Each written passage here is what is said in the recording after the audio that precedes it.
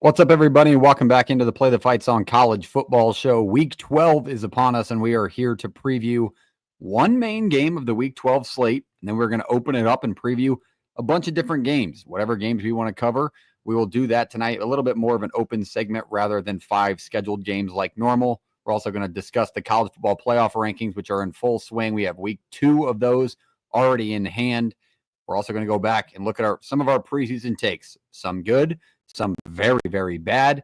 Speaking of very, very bad, we're also going to mention our ATS board standings records for the season. Not great, a lot of picks so far. They're keep not me great out of across the board. Keep me out of bad. Keep me out of bad and ATS board. We're not in the same conversation. A lot of ball left there, Jake. It could end up really badly. I mean, we could have a full swing, and all of a sudden, I mean, I might just start picking the opposite of Jake. That way, maybe I have a chance to hop on towards the end. Reese has been very bad on the ATS board. Reese, are we ready to bounce back? You think the second half of the season is yours? You know, all it takes is one, as somebody smart once said. I had a winning week this weekend, so let's just see if we can continue the train on the right path. Or you could just tail Jake is what it feels like. I thought about that in weeks past, but I wanted to gain ground. I think we're too thoughtful sometimes. You know, we want to avoid the unanimous pick, and some of us takes one for the team. We got to stop doing that. We might just got to go unanimous, which we've had some pan out this year. Jake, how we doing tonight? We're ready to talk on the college football playoff, and you're going to be taking us through our bad takes from the preseason. Yep. Ready to just expose you guys. Just expose you for the. No, I'm kidding. Hey, I've actually leave it to Jake to not find any bad ones of himself. No, I have. Hey, let me count. I've got 4 bad takes out of the Kansas 7 I pulled. I've got the majority of the bad takes because I'm a good sport and because you guys aren't bold enough to give any preseason predictions. To be fair, to be ATS fair, like really? Some of the games I lost last week, the week before, was like a point off. Like I was on the right side. It's just weird numbers, and Jake's on the other end, just getting lucky as hell. So it's not like he's just been. I've walked my way into all the last 2 weeks. I have not felt like I've had 2 bad weeks in a row, but I've been right there. Yeah, like it's just frustrating. Just the number got me in a weird spot. Some guys luck on the other side of 1 point spreads. Some teams get on the lucky side of 7 or 8-0. It's just the way college football goes sometimes. But we will break down Tennessee and Georgia. That will be the main game tonight. But let's lead off with a couple of lighter things. Let's start off with the bad takes and good takes from the preseason. This is more discussion based. Taking a little bit of a shot at ourselves. I wish we had clips up for this, but Jake was the one who did the research. So, Jake, lead it off. One of our bad takes and tell us who said it and what they said. Or can we guess? Are we going to guess who said it? Yeah, we should guess who said it. Okay. Oh, I like that. That's a good call. Who said it. I think we'll know, but there aren't any clips, Parks, but yeah, like go back to our YouTube channel. I mean, the evidence is all there. You guys can find it from. Plug. Let me remind people, hit the like button right now before we do this. Hit the like button. It helps the channel a lot. Spread the video around. Hit the subscribe button if you have not already. We got a big show coming up tomorrow. Our fan perspectives are floating around. JP is going to do one later this week for the Iowa bye. The Iowa State fan perspective is live right now. And the Nebraska fan perspective will be live tomorrow night. But check those things out. Hit the subscribe button. Hit the like button on this video. And tell a friend, because we're trying to get to 1,000 subscribers by the end of this season. We are nearing the 800 mark. So hit the subscribe button and like button today. We appreciate you and love you. Also, shopnorivals.com. Premium collegiate headwear, unique designs. I'm wearing the SMU vintage cap right now. Beautiful cap as SMU enters our top 10 for the college football playoff rankings. Use the code PTFS at checkout for free shipping on shopnorivals.com. Great partner. Shout out to them today. Now, Jake, go ahead. All right. So let's start with the Big Ten first, shall we? Okay.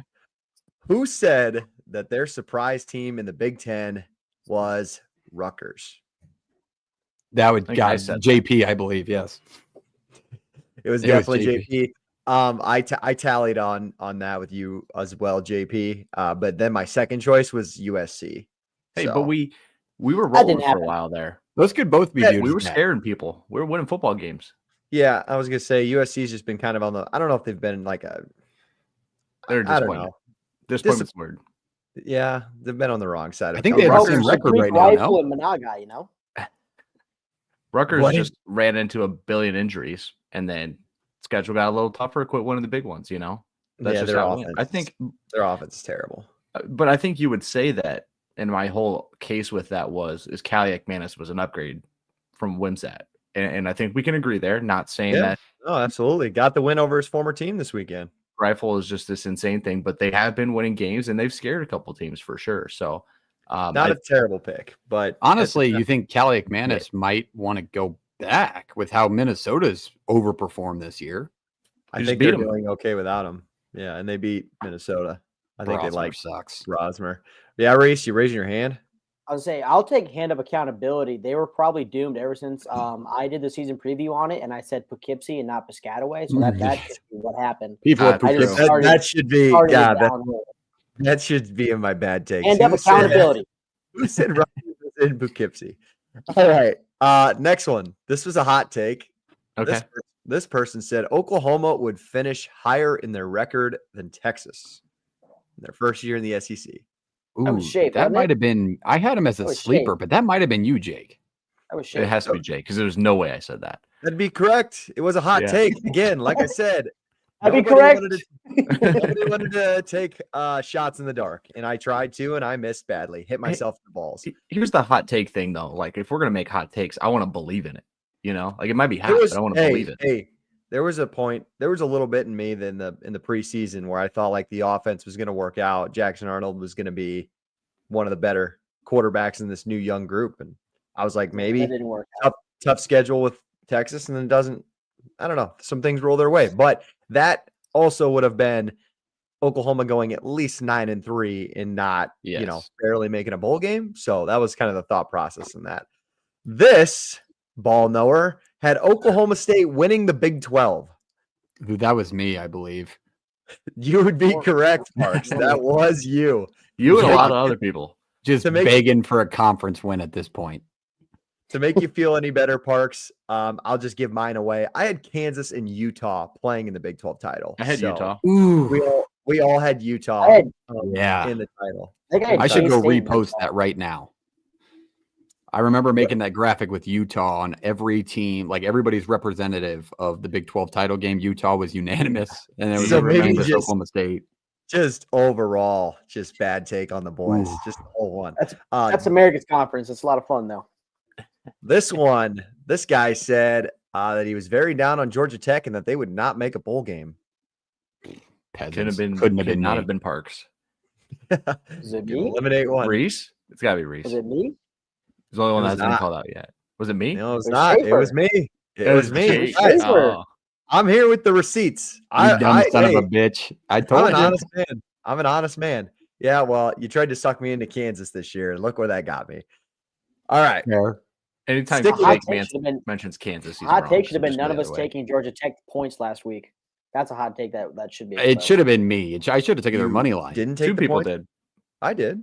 Yeah, I took the. No, I'm talking like for like a dog's dog. Oh. Okay, let's stay in the ACC.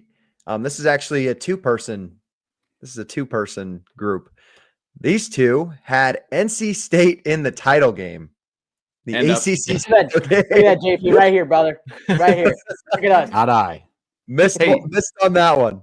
And sorry, Parks. Parks was the only one of the group who had Florida State in the ACC title game as well. He had to do it though. Somebody had to take a shot on him. Yeah. I know. Hey, but props to us. Nobody picked Florida State to win it, though. Props to us for that. No, don't be on the downside of one of my picks because we have Oklahoma State in the title game who can't win a conference game, and now Florida State in the other title game who literally can't win it. Dude, they barely beat Cal too. They haven't scored over 21 points this year. Good. This should be over. I'd personally like to just make a comment on my NC State. Last couple of years I've been on the bandwagon. I've been the one saying Brennan Armstrong was going to be the truth. Yeah. As Grace McCall going to be the savior. I'm done. Yeah. Fool me once, shame on you. Fool me twice, shame on me. Talk to with McCall, and I'm like, they're going to be the best combo in the ACC. And you think the defense is going to be solid, and they were just not great. I haven't heard that name in a while. All right, this is the last. I don't know if you want to call this a bad take, but it's just hilarious to bring back up. So obviously, do you guys remember doing our most anticipated games of the year? Yep. Where we're like before the year, like we're looking for this game. This person had Florida State at Notre Dame on that list. That was you, I believe, Jake. It was not. It was you, Camden. It was you. Listen, if Florida State, it goes hand in hand. I had them in the title game. If that was the case, then it would have been a very anticipated game. Yeah. Hey, I not saying you're wrong. And 52-3 in preseason, before the records, before anybody plays football, I was excited for that one. And it would have made last week's slate a lot better had Florida State just been a competent football team. Some big names just not showing up this year have definitely dwindled the slate a little bit in some spots. Like all Florida State's big 100%. Games don't matter. Oklahoma being as rough as they were. Like I will share a quick story, Notre Dame, Florida State wise. My boss, I was traveling for work this last week. Yes, this is not my full-time job. Please hit the like button, hit the subscribe button. Maybe we can make it that way. But I was with my boss in a bar. Believe it or not, it was a Hooters in Phoenix, Arizona. It gets better. Yeah. And we were at a meal, terrible meal, decent service. I'm not a big requested to have the game on, and there was no sign of the Notre Dame game on any of those TVs. I actually think there was soccer on 3 or 4 TVs, which is despicable. That's nonetheless. But he was very into this game. Like I think it was 31-3 at one point. And I mean, he wasn't missing a play. And I was like, hey, this is over. Can we leave the bar? Like, this game's over. No, we gotta blow him out. Like, I don't think 31-3. He is very, very under the impression that Notre Dame cannot make the college football playoff unless they're blowing teams out by 40 or 40 plus the rest. Is he a Notre Dame fan? Diehard. Oh, okay. That makes sense. I thought he had like an alt spread of like 35.5. And he's like, we got to bury him. It's not over yet. He's a married man, so it could have been the Hooters aspect of it as well. I didn't try to bring that up, but he did not want to leave the bar. Boss.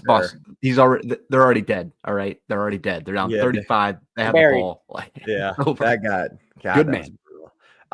Speaking of which, we talk about bad games. Like, how disappointing is rivalry weekend looking at this point? I don't know if you guys had a chance to look at that. Yucky. It's not like years past where like this is going to be fun. I don't know. We'll see. It's still rivalry weekend. We won't say it, but there is a very, very popular internet meme out there of 2 kids fighting in the backyard, and the title of the video is 2 kids, very explicit word that you can't say. That is Iowa, Nebraska. I think I sent that in the group chat before. That honestly might be one of the more intriguing games of the rivalry. No. Weekend. Honestly, if one of them's fighting for bowl eligibility or something like that, like that's more interesting. Not Iowa, they're into bowl. So thanks for the shot, baby. Look it up. All right. I thought Iowa had 5. I thought Iowa had 5 wins at this point. My bad. My bad. All right, that was our bad takes. Let's switch to the good side. We know a little bit of ball. All right, tune in now. This one's still in play, but this person had their Conference USA title between Jackson State and Western Kentucky. Jackson State, Jacksonville State. All right, rolling human. They're playing quarterback. I think it was JP. It was not. I can't remember. Oh, it must have been you, Shafe. It was not. It's the ball knower himself, Reese Snyder. Me? Come on, Reese. It was me. Dab. The only guy not to have Liberty in his conference title, ball knower, Reese Snyder. I think those alive and well. Yeah, unless Sam Houston State wins that. We'll pretty sure I just see. took that one because I just didn't want Liberty. Like we were all in the mindset that Liberty. Reese, no need to defend. No need to put down your pick. We're an honest to put down your pick. Great pick. We could probably throw our entire group in for a bad take. I think if we reran our entire Sam Houston State discussion, we could all probably be thrown in as bad takes, right? Probably. I don't think we were very nice to that. There was under was nothing how excited them. This guy, ball knower himself, had his surprise team as the ACC or in the ACC as SMU. JP's all over SMU all the time. He's got a big grin on his face. I didn't think went back slinging it, but went back and listened to the ACC pod. You almost picked SMU in the title game over NC State, but you didn't quite get there. My whole thing was big it was swing. going to be one loss they shouldn't have, which is still possible. That would keep them out of it, like just some growing pains in some spots. But I also said in that defense is better than people realized, and I think people are starting to see that now. Obviously, I did not think it'd be Kevin Jennings getting all the snaps to this point. I thought Preston Stone would be your guy. Not the case. Three-headed stable of good running backs. No, RJ Maryland hurts a ton, but SMU's fun to watch, man, and they've legit kind of turned into this no joke thing, which is why I think 100%. A lot of us have them ranked pretty high because we feel that confident in them. A loss to BYU with a different quarterback in early, they're feeling good. I believe the only poll that has SMU in their top 12. Look at us ball knowers. This is what you get. This guy in the Big Ten show said that we needed to hammer Minnesota's win total over, which was very, very low. It was like 3.5, 4.5, maybe. This guy was 4.5. Very, very high on Minnesota. Could have been you, Jake, because it would definitely it wasn't me because I had him as my under. Yeah, that was our way when win totals first came out in February. But so it was not me and it was not Parks. So it's Reese. It's got to be Reese. Yeah, it is Reese. JP will never speak highly of Minnesota. That's true. For Reese again.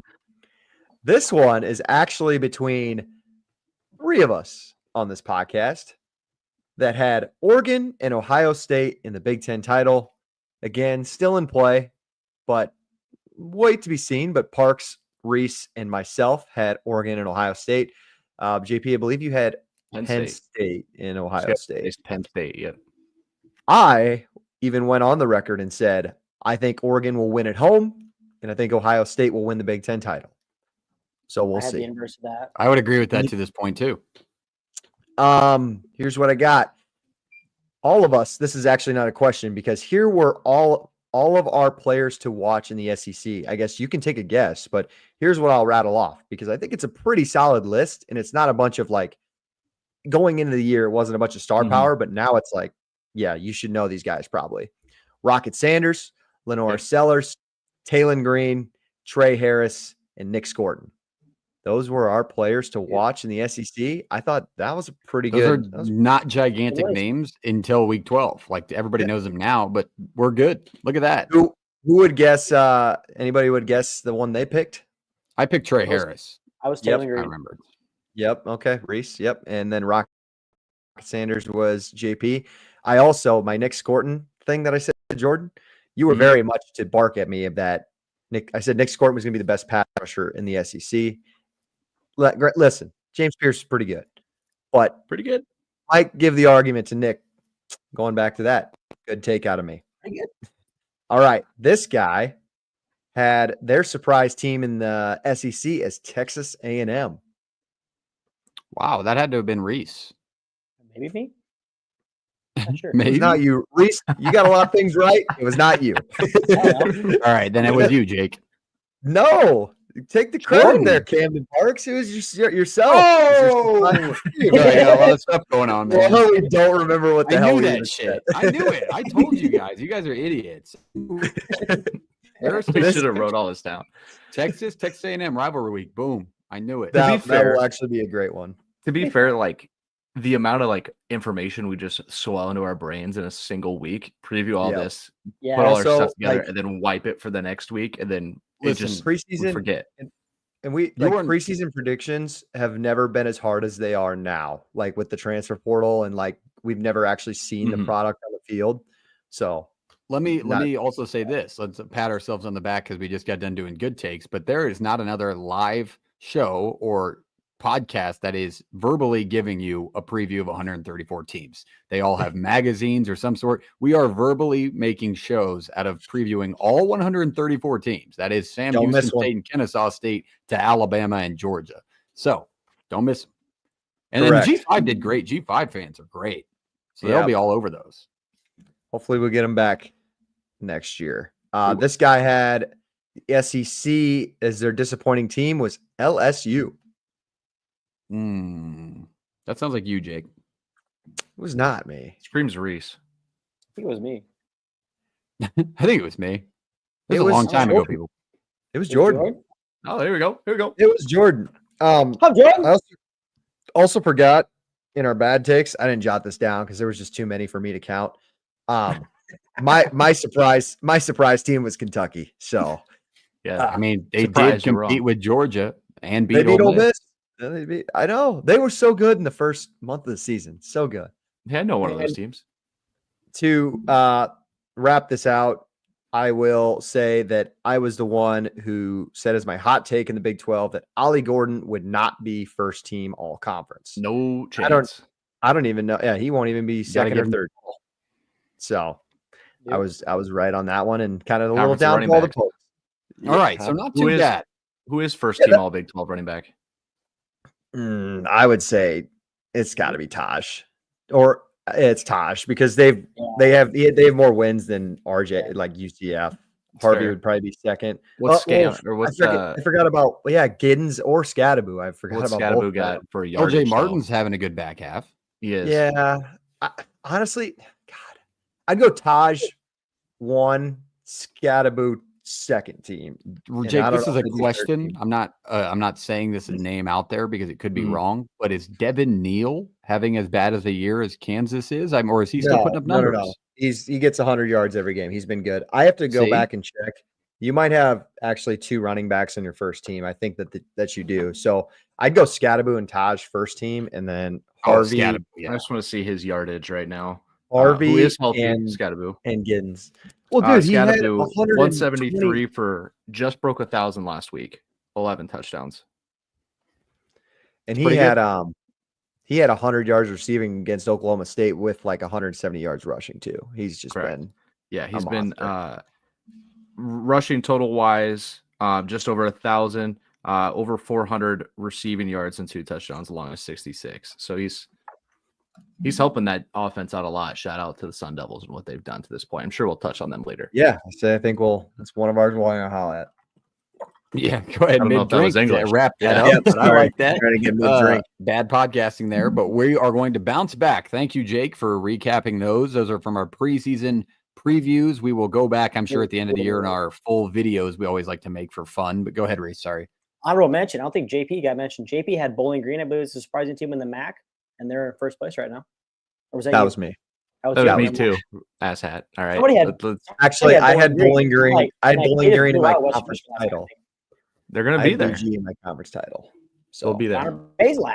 Bowling Green is having a good year, but every time I bet on them, outside of them being a massive underdog against a Power 4 team, they just shit the bed against MAC teams against the spread. But they're still got off to a rough start with some games they should not have lost for sure. But and I was just gonna say they look bigger than any other MAC team. Like defensive line, they just push dudes around. That staff has done a great job with that program. I am a personal friend with an ex-Ohio Bobcat, and he said that was his least favorite team to play against in his time in the MAC, which was 2018 through 2022. So he said that was the least favorite place to play, go to, biggest shithole. Like physical, or what do you? No, he just said it was a shithole. It was like the worst trip. They have nobody in the stands. Like place to play. Gotcha. Welcome to the MAC. But he just not a Bowling Green fan, but they are having a good year. But that is our preseason recap from our bad takes and good takes. We will recap those on a video as well towards the end of the season, probably including those clips. But now let's move on. Let's talk about the college football playoff. We've had a few rankings released. Most recent rankings have no big surprises, but the Big Ten is a majority of the top 1 through 5.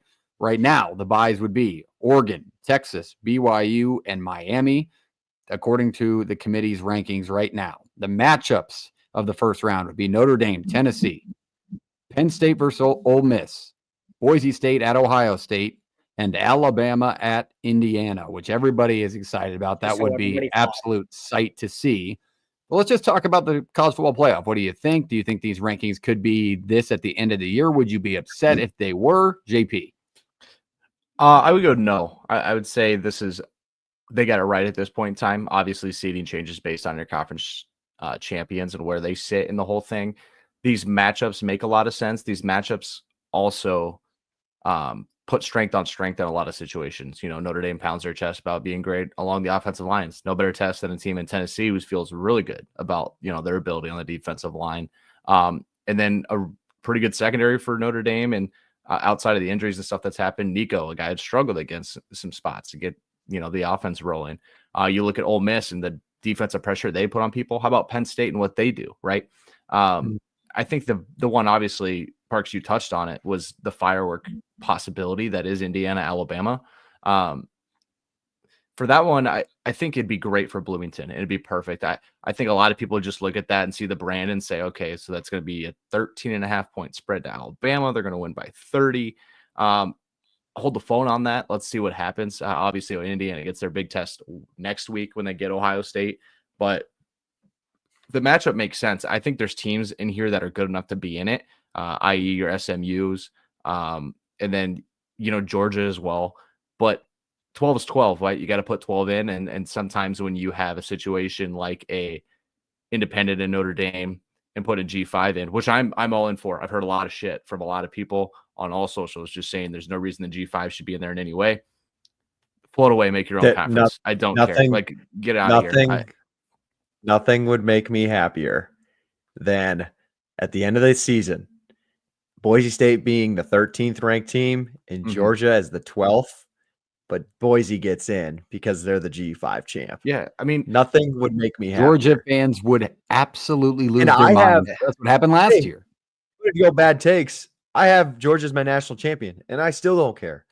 Here's the funny part about, because people want to like compare, like they want the SEC to break off and the Big Ten to break off and like just be the NFL, like just have the 32 best teams. Well, here's the funny part about the NFL. They don't necessarily always get it right in their playoff brackets, because the NFC South, I don't know if you guys have ever remembered, that division's dog shit. And usually a 7 or an 8 and 9 team ends up getting a 4 seed over, I don't know, a 10 and 7 seed. Like, at this point, stop piling up all these conferences. Yeah. Tough shit. You just keep beating each other. Sorry, go join another conference and win the whole thing and go undefeated. Yeah. Like, just quit bitching at this point. Hey, and that's the game you play when you make these conferences as large as they are, right? You expand the playoff, you make the conferences as large as they are. You have that many good teams. Somebody's got to lose football games. And Georgia's seen that. Tennessee's seen that. Alabama's seen that. Ohio State's seen it. Like, somebody's got to lose football games, along down the road. And if you're going to sit there and pump your chest and say that, the NFL is better because of all the parity week to week and whatnot. Yeah, parity week to week, but guess who's still standing there at the end of it? It's the Eagles, it's the Niners, it's the Chiefs. It's been the same. It's not that much different. Like, you'll pump your chest about it being a better product, and then you'll throw me, I've tweeted this out a couple times, you'll throw me 2 and 7 teams at 8 a.m. in London. I don't New York Giants, Panthers last week. Like, disgusting. That's what I'm saying. Like, what's it's the NFL, I would say, like, the dominance. To look at like Nick Saban, like in college, to dominate for decades at a time, I think it's coaching, because obviously it involves recruiting and development and stuff. NFL is just like usually franchise quarterbacks. Yes, coaches help, but like, look at Tom Brady. For a year, man. Look at Tom Brady. Look at Patrick Mahomes. Like, they have stable coaches, but they could go through decades just winning football games because they're great. It's the same thing as the NFL. Like, the dominance in college football at the top is the same thing in the NFL, but just done in a different way, I guess I would say. Go ahead, Parks. I was just going to ask you a question. I was going to flip back to college football playoffs, so you ask your question first. No, that's what I was going to ask. Is playoff related question. For everybody that kind of sits there and doesn't like the idea, now that we're seeing this play out, you're going to have a G5 in there no matter what, right? Now that they're seeing names left out of these 12 slots. If you're an SEC fan or a Big Ten fan and you're the fan of that team that then gets moved out due to the G5, right? Are these the same people that were mad about it beforehand and just want it out? Or are they the ones that all of a sudden are like, okay, this is stupid, we got left out, now I'm mad? But like, they were like excited about the sport. Yeah, they were excited about the playoff. And they want 134 to matter, or do they just not care until it's their team? Like, you can't change your rules because of one fan base, because look at Florida State last year. Like, Florida State fans were up in arms. They need to move conferences to just create a better resume for themselves year after year. Like, at the end of the day, somebody's going to be left out, and you can't keep adjusting just to please one team in one big conference. And on top of that, like, it's funny because do you guys remember the conversations we had in August, in July? You're like, we're going to get these 12 teams right. If you didn't make the 12 team playoff, you probably didn't have a good enough case to get in. Like, you shouldn't be bitching. Do you know how many teams are going to complain this year? Like 3-4 teams complaining that they didn't. It was 10-2 or 9-3. Absolutely. That they're not going to get into a playoff. It's like that coming this year, man. Okay. Another question. Parks was adamant for the 12 teamer. Is this a year an anomaly in the amount of teams that feel like they have a shot to get in, or is it the new normal? I think it's more of an anomaly that the G5 team is widely viewed as able to win. Because if you're talking about a Liberty team last year in this situation, you're like, see, this is a perfect example of them rolling into Columbus and getting shit pumped. And then everybody who hates the G5 is like, yep, see, told you. But we have physical proof that this Boise State team can compete in a game like that on the road. Because not often do we get the G5 team, who's supposed to be the representative as of now, going into the number one team in the country and losing by 3 points on a walk-off field goal. So that argument doesn't stand that year. I think college football got lucky in having that G5 representative already having the resume to say, yep, they can compete against top talent. Mm-hmm. Ohio State didn't do much different than what Boise State did on the road in Autzen against Oregon. So this year, I feel like it's easier for me to stand up and be like, yep, see, told you. I really think Boise State's only going to be a touchdown underdog or a 5.5 point underdog on the road at Columbus. Well, because they should be, because we've had the proof. But going forward, I can understand the questions. And yeah, I think it's an anomaly when it comes to how everybody's kind of beating up on each other. But we'll see if that's the future as well, including the SEC. We've also might have seen the death of G5s with a legit shot to make this spot, scheduling 2 Power 4 games. Yeah. Hello, Tulane. Got in 2 dogfights, lost both of them. We knew they needed one of them, didn't get either one of them. They're still going to find their way into the rankings, right? But with 2 losses, you're needing Boise help and a loss somewhere. I mean, Tulane's just as good in a lot of fashions. I still think these teams need money, though. And yeah, they gotta. They do. It would be more so like Tennessee doesn't want to schedule you anymore. That would be that's going to be common. That is going to be common in college football. No, I've all based this off Nebraska because I listen to those press conferences, but I've heard Matt Rule at Nebraska talk about why would we? Like, why would I not go play Tennessee Tech rather than Louisiana Tech? Like, I'm going to pay him the same, but I'm going to be a 24-point favorite versus a 15-point favorite. Like, I'm just going to pick the teams because it doesn't do you any benefit to play a good G5. It's fair. It's only going to look at the Power 4. So you're going to see that across the board. Like, there's no point in playing these good G5 teams unless they're nearby. A lot of these good FCS programs started getting cut from people. Yeah, well, yeah. You know, for a long time, North Dakota State got that cutthroat forever. Yeah, but they got to go play Colorado this year, put up a fight, right? Colorado's probably like, I probably should grab Northern Colorado. Right. You know, South Dakota State for a while was in some games with teams. Like, they played Oklahoma State this year, right? They got killed. Isn't that the funniest thing? That doesn't make any sense. It makes no sense. Yeah, just weird to me that, like, in a lot of spots, complaining about the G5, like, either, you know, if you're going to go on this boat, stay on the boat, don't jump ship because you want good for 134 and then your team's left out or your conference is left out for a team that went 9-3. You're the wrong show if you don't think we don't care about 134. Like, 134 matters and they deserve a slot in this thing. Like, you want healthy sport, not a healthy conference or individual fan base. JP, you'll appreciate this shout out, but I mean, we talk about the sport changing, and obviously everybody knows the sport is changing across the board, whether that be money, paying the players, the transfer portal. But, like, we are now losing long time head coaches in the sport. And you saw it with Saban, but most recently, like 30-year head coach at UNI, who's a FCS good team, and Mark Farley, correct? Yeah, Mark Farley stepping down after this year, talking about the changes that are happening in college football and how he doesn't agree with it or the passions leaving the sport. It's different. And these guys can't be left out. We can't leave the G5 out. Jake. I was just going to kind of bring us back into the main conversation is the playoff talk. I do think if I have to be nitpicking, like, why can't we is it because they were on a bye? Like, why can't we put SMU ahead of Miami? Oh, I think we did. Did we? We did. I know we did, Jordan. They've also been more impressive. It is, and that loss for against BYU was 2 months ago, and it looks pretty good now. Yeah, obviously, and Miami's been playing with their food. They both have the common win. Actually, SMU went to Louisville as well, I believe. So they both have road wins at Louisville. Both similar games. Yeah, why can't you slot them in ahead of Miami right now? You're just assuming they're still the better team. They're still going to win it all or win out, or I don't know. Can we? I like that take, but that's still that recency bias thing too. We talk about too, where it's like, does a loss 2 months ago mean as much as a loss right now because you think about this right now? But it's like, I get it. There's a reason I have SMU higher, but still, like that's. I think, and even not even just going back to last week, like Miami's been playing with their food for a month. Like they've been doing this, and SMU's been outside of the Duke. Yeah, I was gonna say outside of the Duke game, winning convincingly. Otherwise, I think there's a possibility here, and it's why I wore the cap tonight to talk about this. If I looked at the projected bracket right now and Notre Dame's getting an at-large bid, and outside of that, that's the only ACC team on the board, people, is Miami right now.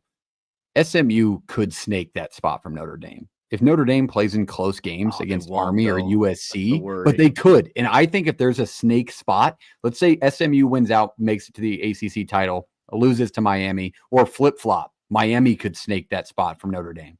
I think that being an independent and not playing in a conference title game could fuck Notre Dame in this situation heavily. And we said that before. 2-loss SEC team. Yeah, I was gonna say you're not likely. I don't know. I don't know. If SMU rolls in as a conference title team, I don't know. I think they would. Let's resume this. Notre Dame's best win would be fill in the blank. Louisville, probably. Texas A&M. Oh yeah, sorry. It would be Texas A&M. SMU's would be probably Louisville, right? If they lost that ACC title. So they'd be 11-2, 11-1 going into the ACC title, lost to Miami, we'd assume. The SMU win over Louisville, was it more convincing than the 7-point win of Notre Dame over Louisville? Oh, man, I'm telling you, those Louisville losses are all the same game. Notre Dame, they won't. The committee doesn't care because they don't watch the games, but the Notre Dame win over Louisville was it was not a 7-point game. Like Notre Dame had control of that game. It wasn't as close as the score appeared compared to the SMU. You're really looking down the barrel of an 11-1 SMU with a chance to punch their ticket and an 11-2 getting you kicked out of this thing. Just the reality of the situation. Hey, I'm just glad these conference championships still mean something. At least we're getting some of these that still mean something. Because that was our fear with with these one bid conferences. They 100% mean something. That was our fear, right? You know, we've been talking the college football playoff for a while, so let's get into fun scenarios that I thought of before the show that I wanted to ask you guys. The spreads for these games, obviously they're not out because they're not set in stone, but let's talk spreads. BYU, as getting the bye as the Big 12 champion, as we stand right now, would host or in a neutral site either Ole Miss or Penn State. What's the spread in that game? I don't think against either of those teams BYU would be a favorite. They'd be 8.5-point dogs. You think it would be more than a touchdown? Okay. Yes. I thought it would be more around 5.5, 4.5, in my opinion. What do you think, Penn State would be, I think Penn State would be closer. Ole Miss might be a little more. It's hard to tell because the power ratings just don't like BYU. And I think it's just kind of unfair at this point. Like you're a 3-point favorite to Kansas right at home right now.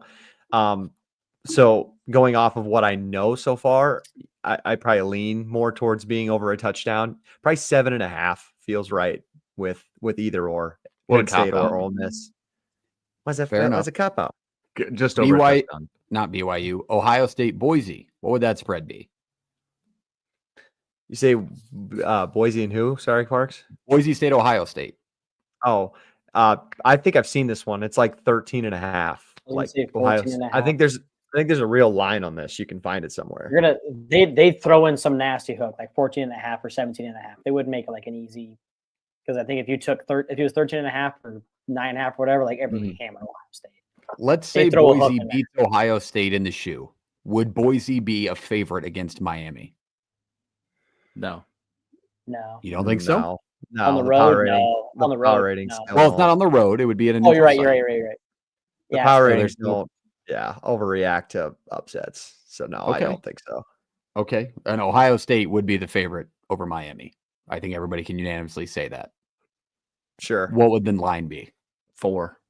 Yeah, that's where I was going to go. 5, 4, 5. Okay. That was my scenarios. I just wanted to talk about the possible lines that could float out there. I don't think either way BYU will be a favorite in their first matchup, but the other two will definitely be Texas against Alabama, Texas against Indiana. I think Texas would have the favor on both of those. Sorry, I didn't mean to cut you off. No, you're good. I was going to say finishing that. my last question. We could put a button on this topic.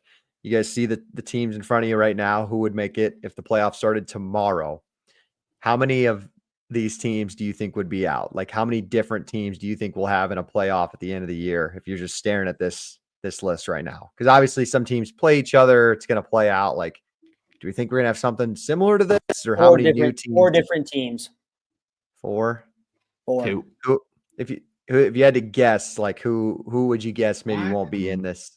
No BYU, no Miami, no Notre Dame. I don't want to. There's your SMU slot, by the way.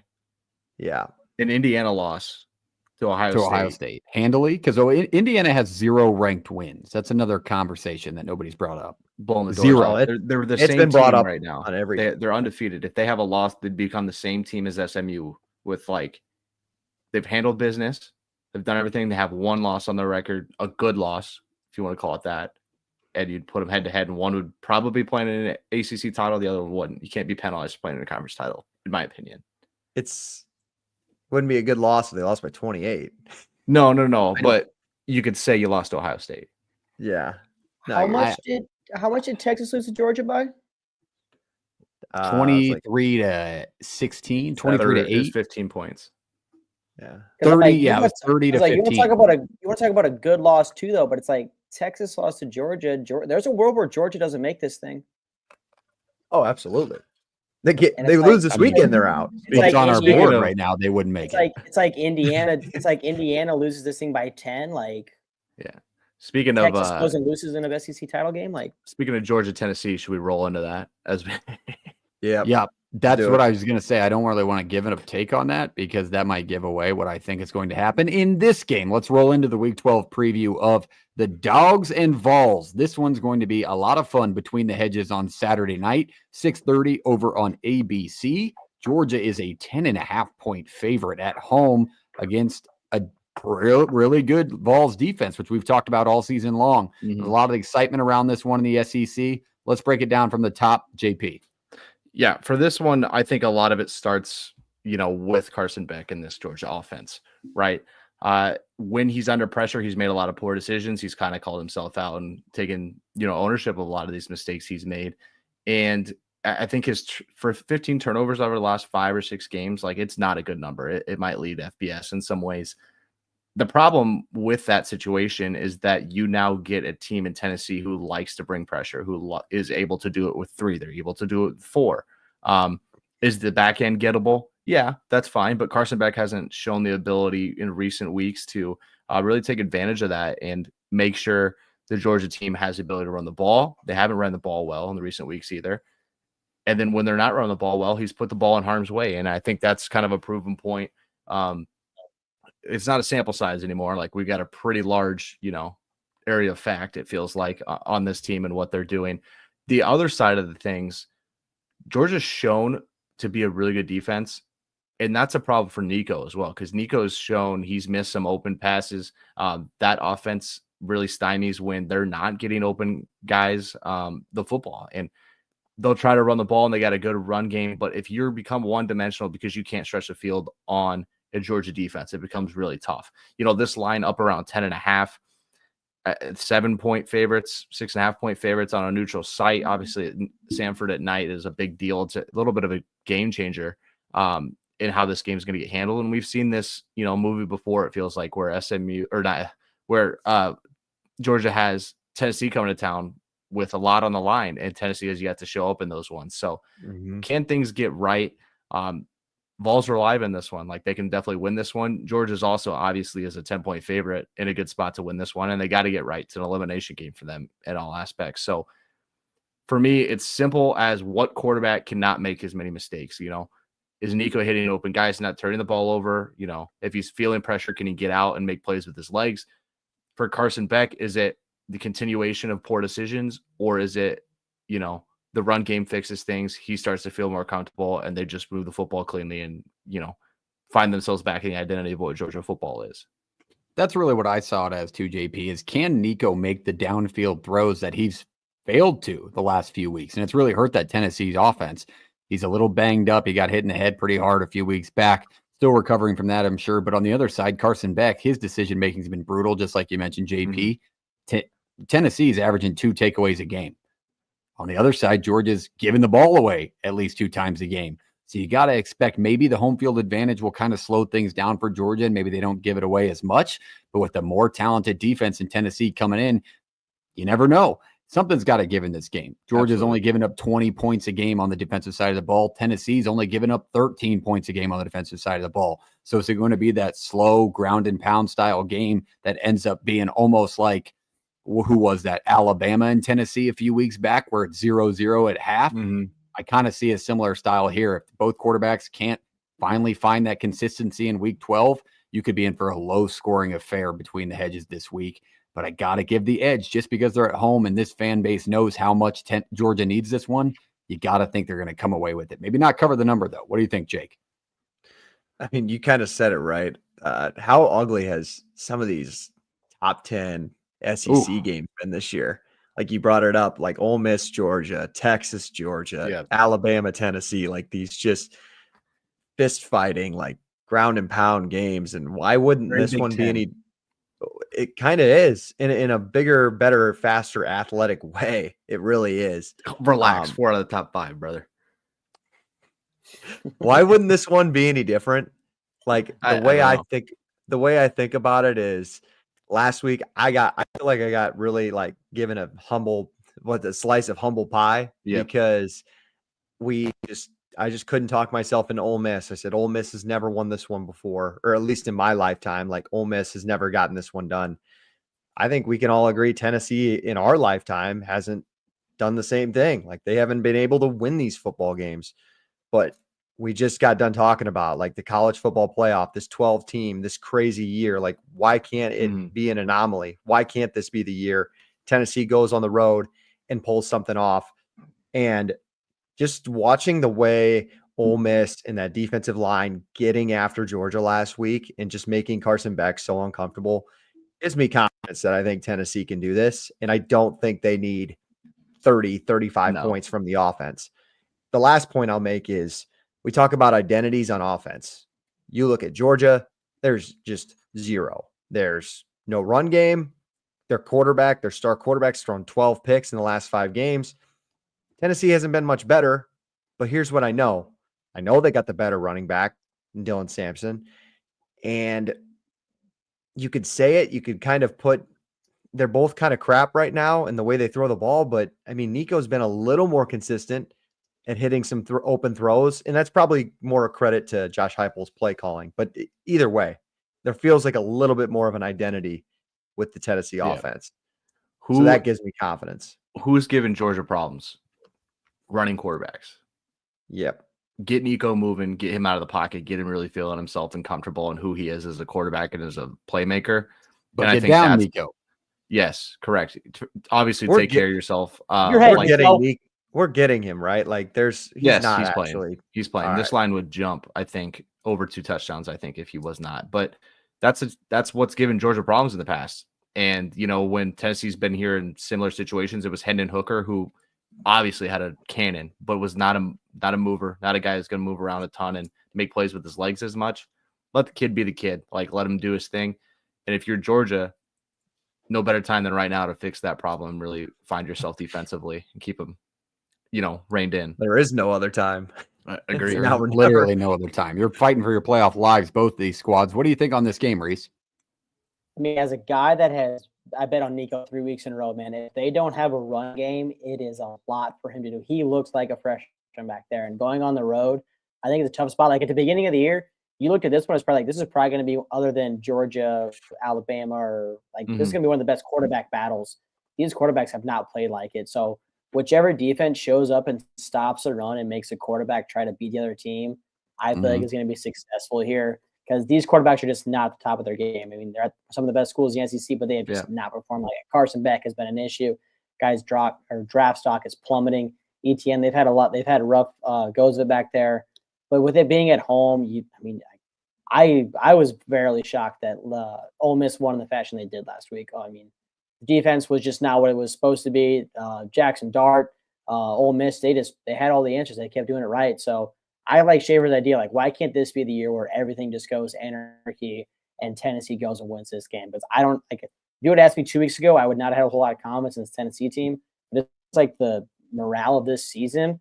Why the hell not? Why can't Tennessee and Josh Heupel go in there and potentially win a ball game? I think if they win, that'd be awesome. I think they'll cover this number, but I think it's like, why the hell not? Let's have Tennessee go in there and win this football game. All right. I like that breakdown. I'll add in one little key piece I thought about when I was breaking down this game in my head. One thing that comes down, especially in these SEC battles this year, which Jake talked about, have been ugly, dog fights, low scoring, especially early in the game, the kicking games. Tennessee struggled in the kicking game this year. They've only made 70% of their field goals on the season. On the other side, Georgia's made 95% of their field goals on the season with less opportunities, of course. But on the road in a spot with the way these games have gone, it's not crazy to say that field goals are going to be uberly important when it comes to keeping games close, keeping within a score, keeping those one possession opportunities alive. So you got to give the edge to Georgia there as well, especially playing at home. This game could come down to a field goal. And the way Tennessee's kicked it this year, don't be shocked if that's why they lose a football game by missing 2 or 3 throughout the game, and all of a sudden they end up losing by a touchdown. All right, let's go roundtable style, give our score predictions. Who wins? Who covers? It's a bigger number for a game this big. But what do you think, JP? Who wins? Who covers in the matchup between the Dogs and the Vols? Yeah, I didn't want to be first on this one. I don't either. I do think back against the wall here, Georgia wins this. But if I'm getting over 10, like if I'm getting 10.5, I think I'll take the ability until I see it with Carson Beck in this offense. I'll take the defense here. And so I'll take Tennessee to cover, but I think back against the wall, you got to win this one. Kirby Smart finds a way to have Georgia win this. All right, Jake, down to you. We're all going to go unanimous, aren't we? I have, there's no reason to not pick Tennessee in this spot. So, yeah, I think Georgia will probably find a way to win, but I'm with 10.5. I will take Tennessee. Well, on the other side, I've given dumb thoughts out there before, so maybe throw me down for another because I'm going to take the Dogs at home. I think being at home in this spot, college game day there, it's too big of a moment for a Georgia team that still has a little bit of piss and vinegar from being kept out of the college football playoff last year. They don't want to give the committee any reasons not to. I think they're going to come out ready in this game, and I think Nico, with the inconsistencies we've talked about through this entire preview, when he makes those throws that are maybe a step too long, there's going to be an athletic safety there that's better than he's seen throughout the season when he's made those mistakes.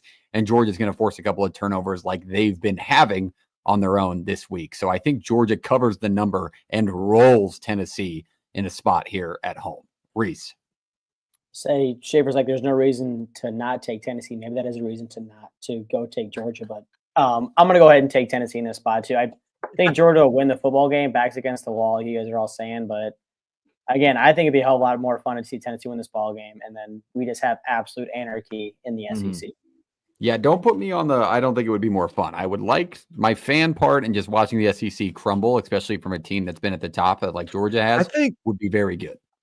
I think Georgia winning this creates more chaos because Tennessee's not out of it if they lose this game.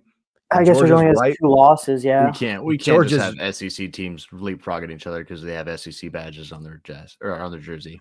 Can't. I'm just saying, if you want chaos, or if you want like less chaos, root for Tennessee to win and get Georgia out of this.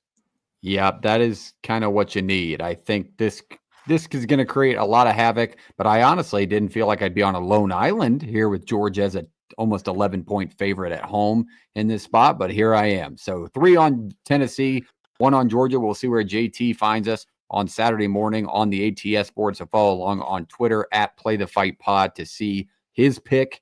But that is the one game we wanted to preview. That's all branded and all nice like normal. So hit the like button, hit the subscribe button as a friendly reminder before we open things up for our rest of our Week 12 previews. ShopNoRivals.com. Use the code PTFS at checkout on any of your premium collegiate headwear. Christmas is coming up. Buy a gift, give it to your buddy. SMU, a bunch of new teams on there. We have not put a post out there for it yet, but if there's somehow, some way, a Colorado State fan listening to the show tonight, You are now live on shopnorivals.com. So check out Colorado State Caps live on there and use the code PTFS at checkout. Yeah, you got to get one, Jake, because they're live. What do you got? Something, Reese? Say we talked to the 12 team before, and this popped in my head, but I never got the chance to say it. If we have a team, because we are talking about right now, like, does everybody have who's the best college team or who's the best team right now? Do we have like a definitive national champion? No. Not if you ask my honest opinion, I think who's playing the best football right now, which is a stunning answer after what I said earlier. I think Notre Dame's playing the best football out of like the teams floating around the top right now. Oregon on that. Yeah, sorry. Yeah, Oregon. It's hard to say that, but I'm saying Oregon. Because it's them, but it's also we've seen like every team that makes it is very beatable. Like even I think the Boise State is probably the tough one, but imagine Indiana does go beat Ohio State. Ohio State doesn't make the Big Ten title game. And then Indiana loses. Then say Indiana's that 12 or whatever, whoever or is the 5. Like Boise State can maybe win the football game. Like my point I'm trying to get to is, JP, are you going to apologize if one of these national brands doesn't win the college football title this year? And you can because find me one in the current 12-team playoff with a legitimate shot. That would be like, oh my God, thank goodness they won. I'm tired of all these teams winning. Out of the ones we had, out of the 12 that we just had right there, the only one that people would probably be like relieved. BYU. It's not realistic, in my opinion. Oregon, would they be surprised? No, I was saying like the surprise, like national. That's the non-national brand. It'd be like BYU, Indiana, obviously Boise State. I mean, relevancy-wise, in the last 20 years, as a Nebraska fan, Miami could be thrown in there. Yeah, maybe. It's not, and it's like it would be because we know, but like Penn State, if they would win it, they're not. I don't think they would, but that would be a shock after I think how they've looked. Like when they play Ohio State, like, I think that would be a shock if that team finds a way to make a run to the title game. Like that would blow people out. Because and you're saying they got that access because of the 12-team playoff. That's why the 12-team playoff is good. That's your case in point, I'm assuming. I'm saying that this, like, if this is 1 year, it's not an anomaly. This is how it's going to be. Because, like, dude, with the way coaching is right now, the NIL, the portal, all that stuff, like Indiana, like there's none of us, not even me, like not even close. Nobody had any idea this team was going to exist. Who the hell says like a JMU or a Michigan State or somebody like SMU this year even? Like this team, you can have like your kind of your glory years, or maybe you can like build something off of it. Like I asked that question at the beginning of the year, like Ole Miss, like if Ole Miss just goes phenomenal this year, is it like an LSU where they kept your lightning in a bottle, or can you sustain something? And I think like with this format and how it's going forward, like I think teams and programs are going to be able to sustain stuff more for the future. So I think it's going to create more parity. Because like we talked about the dominance before. Like Georgia's been the most dominant team so far in college football the last how many years? They got 2 losses right away. They just lost that Ole Miss team who they never lose to. And if they lose this weekend, there's a chance they're not in it. Like that's been the dominant team that we've talked about for the last how many years with Kirby Smart. Joke's on you, Reese. JMU is Indiana. But all right, that is a good way to end the college football playoff discussion for this week and the college football playoff talk. Let's open it up to week 12. Any quick previews or games you want to mention and break down for us? Jake, we'll start with you. Yeah, let's go Friday night. Might as well talk about it. No Rivals gave us a plug. Like Colorado State, they've got a real shot to go undefeated, and they have to. That is such a greasy pick. Undefeated in conference play. I'm not giving you a play. I'm just making note of it, like something to pay attention to. Like Wyoming's got to go to Fort Collins.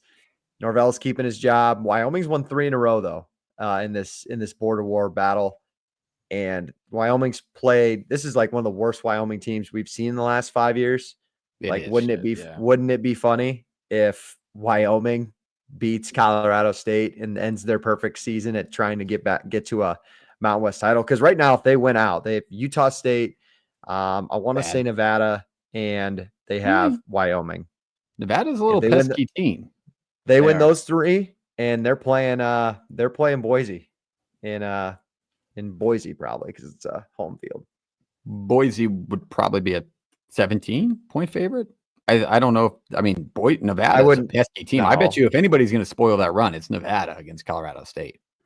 Yeah, I just can't see Colorado State getting through this unscathed, but we'll see. it's something to watch. That's definitely you got to watch on Friday night. JP, any games you want to mention? Yeah, let me quick touch Texas traveling to Fayetteville here. Get a Vietnam. healthy Taylor Green, cause a little chaos. It's feeling 2021. Texas got to come ready to go, and I know this is a rivalry, and both sides are gonna be ready for it. 11 a.m. kick doesn't help the Hogs here, but if you get a healthy Taylor Green and you just kind of stay within yourself, and things get a little odd, and maybe yours isn't completely on, and Texas sleepwalks through a quarter or something, you might find the Hogs in this thing late. But excited to watch that one just because of the rivalry that actually is there. A little underrated in some spots too. Like they don't like each other because is it Arkansas just really doesn't like Texas, or does like Texas not really care about that? I mean, there's probably some elitism saying Texas like, oh, they're not our rival, we don't concern us. But that's the vibe. When you were in Fayetteville, we were always like Southern hospitality kind of sucks. Like nobody says, excuse me, you guys are just slamming it and nobody's being like, it's a little fake. And they'd be like, oh, they're not from Arkansas, they're from Texas. I go to your school, they're wearing your colors. But yeah, pay attention to that one. I think it'll be a good 11 a.m. kick. There's a shot there. I mean, just pay attention because if Texas sleepwalks, they can find themselves in a gross situation. I hope I don't piss you off too bad with mine, JP, but I want to briefly mention another Friday game, an old Pac-12 battle. UCLA headed to Seattle to play Washington. UCLA's rattled off 3 straight at Rutgers, at Nebraska, and at home last week against Iowa. I don't think a lot of people out there had UCLA getting bowl eligible this year under first-year head coach Deshaun Foster. But if they can get this week, they end the season with Fresno State, and they have USC in between that. So this is a big game for UCLA and maybe getting to bowl eligibility in year 1 under their new head coach. So something to watch there. I think Washington's only a 3-point favorite, 4-point favorite. So another good Friday game to watch. That team stinks. UCLA I think they got a good D-line. Like I think their D-line's actually not bad. Like that Toa kid that like just tore Iowa apart last week. I talked about that. I talked about that in my preview of Nebraska. You got to think about it. Like if you're talking about a supposed to be bad Rutgers team or a supposed to be bad Maryland team, you're talking about a different part of the country. But even those 2 or 3-star recruits that UCLA is getting, it would be a 4-star recruit in New Jersey or other areas of the world. Like those athletes that they can recruit at UCLA are so much more highly caliber at the part they're at that UCLA could just be a sneakily bad team, but maybe not dominant recruiting trails rankings wise. Speaking of, what are we getting in the Dana Holgorsen debut, Parks? What are we getting? I don't know. I don't like that USC is not wearing alternates. Those are sick. Those are sick. Doesn't make me feel great about my life. Dylan Raiola plays, I'll feel better, but he's not expected to. He's still 50-50 or what? Yeah, no, today was supposed to be his first full go practice. They haven't said anything. Right now they said Heinrich Harburg will be ready, but we could have 2 backup quarterbacks battling it out with Jade Mavia at USC. So God knows, but that full preview comes tomorrow, Jake. So I'm not going to give you any more thoughts about that. All right. Speaking of which, backup quarterback situations. You guys been looking at the South Carolina or the Missouri situation? No, I can't believe they're still in the college football playoff talk. Stop ranking them. If we ever get to, didn't do our best bets or dog, but one of my best bets of the weekend, I'm laying it with South Carolina 12.5. If the line moves up because Brady Cook says he's good to go, that's fine. I don't think he's even remotely 80% of what his full health is. And I think that defensive line is going to give Drew Pine absolute hell in, Williams-Brice Stadium? In Williams-Brice Stadium, I think they're just going to be playing Sandstorm all day, and it's going to get ugly for the real Columbia. This is a battle for Columbia. Not the draw. I was in Columbia for 2 months one time. Before I go to Reese, briefly mention the new FBS faces. Kennesaw State, Sam Houston face off this week. Could just be a fun one to throw on the last TV because Kennesaw State sucks. No, Sam Houston State's legitimate. Sam Houston, not after Kennesaw just cleaned house. That was cool, like for no reason. No, you got to watch it. See, that's right there. That's how they get you. All of a sudden, you're going to look up Kennesaw State's going to win by 3 scores. You're like, what the hell? Just a moral play. Last one from me. Kansas State, Arizona State. Arizona State's still alive.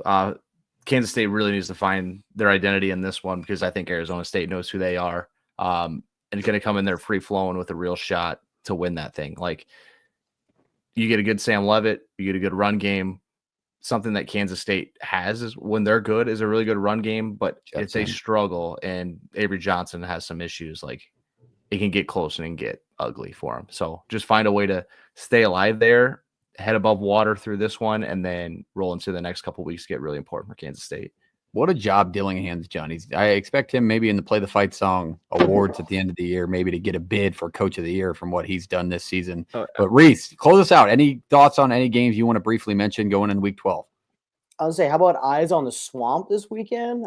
We saw LSU last week look like an issue. And dude, and if Florida, granted the spread's only 4.5 too, if Florida can win this football game, they can get to bowl eligible. And we can talk about Billy Napier maybe doing a hell of a job this year. I mean, 6-6 with this schedule. It's so, come on. It's so funny you mentioned that game, Reese, because I was just thinking in the back of my head, I'm like, does this game not scream like these two fan bases think this game's bigger than what the national audience really thinks? Like, that is the beauty of college football, because as long as 3rd down and 1 on Saturday and wherever the hell you are in America matters, this sport's perfect. Yes, but I'm saying more so like Florida and Tennessee or Florida and LSU fans think like this is the game of the week. Like, people think that this is one of the bigger games. It's not getting enough recognition. It's like, no, neither of you really need this one. It's really not that important. If LSU wins it though, dude, I feel like Brian Kelly might have a little bit stuff might be warming up over there for him. Like, that clip of him complaining to the refs. Come on, dude. Grow up. All right. You would complaining to the refs. That's all the time we have to break down games in tonight's show, but let's give our best bets and dog quickly. If you have them, we already heard a best bet from Jake. So let's start the best bets wise, and JP, give us your play of the week. Give me the over BYU Kansas. I think that's 56.5. Things get weird late night in Provo. Just two teams and 2 offenses I feel like you're going to roll, and 2 defenses that I don't think are ready for what they're about to see. Reese. Go ahead and lay Oregon on the road at Madison 14. I just think Oregon's going to go on there. They've been doing they're really hot. I don't think Wisconsin's going to be able to keep up with them offensively, so I'll take the Ducks on the road here. All right. Well, I'm going to take back-to-back weeks. I'm going to take Clemson minus the 10 on the road at Pitt. Pitt had a terrible loss to Virginia last week. I think Clemson keeps it rolling. They're 7-2. They played in a tough environment last week in Blacksburg, so I think Clemson keeps it rolling and covers the 10 on the road in this spot. Dog time. Go back down to Jake. Jake, start us off with your dog for this week. Yep, I'm gonna take the Spartans, San Jose State Spartans. That is at home, 13.5. Boise coming to town. I don't know. I think Boise just kind of played with their food a little bit too much last week against Nevada, and I think San Jose can keep this one close with Nick Nash, the best receiver in the conference. All right, JP, what do you got? I don't love a ton of the dogs this week, so let's just have a little fun. Just give me Arizona State in the 8. Let's just have fun. Let's have a good time. A good one. That is a fun one. Yeah. I thought about that one as well. I'm going to go really, really greasy because my dog has been dog shit this year, so it just fits on the brand. But give me Louisiana Monroe plus the 24.5 at Auburn. I like the Warhawks have some talent this year, and they need to get bowl eligible. I don't know if they're going to be able to do it, but give them 25 points. I think they lose by 21. So don't give them 25 points. We've seen Auburn fail against a G5 late in the year, so we just need a non-cover game from War Eagle this week. Reese. How about the Daner Holgerson bump there, Parksy? I'll take 8.5. Let's go, Big Red. Good fucking pick, Reese. Good pick, baby. Don't get me fired up. That's good pick. Good pick. I went against him this year. I went against him this year. Well, he said you'd cover. He didn't say you'd win. No, if we're going to cover, we might as well win. Nebraska doesn't lose by one score. Nebraska doesn't lose by one score. So if they cover the one score, they're going to win. They've never lost a one-score game before. Shut up, dickhead. All right. That is the Week 12 preview. We covered a lot. We talked on the college football playoff, talked about our good takes, bad takes, and we had to talk about Week 12 a little bit. We gave you a Vols and Dogs preview. That one's going to be fun on Saturday night. So we appreciate you being here. Shop norivals.com. Use the code PTFS at checkout for free shipping. Jake, take us away. This is a little bit of a long show. Play it.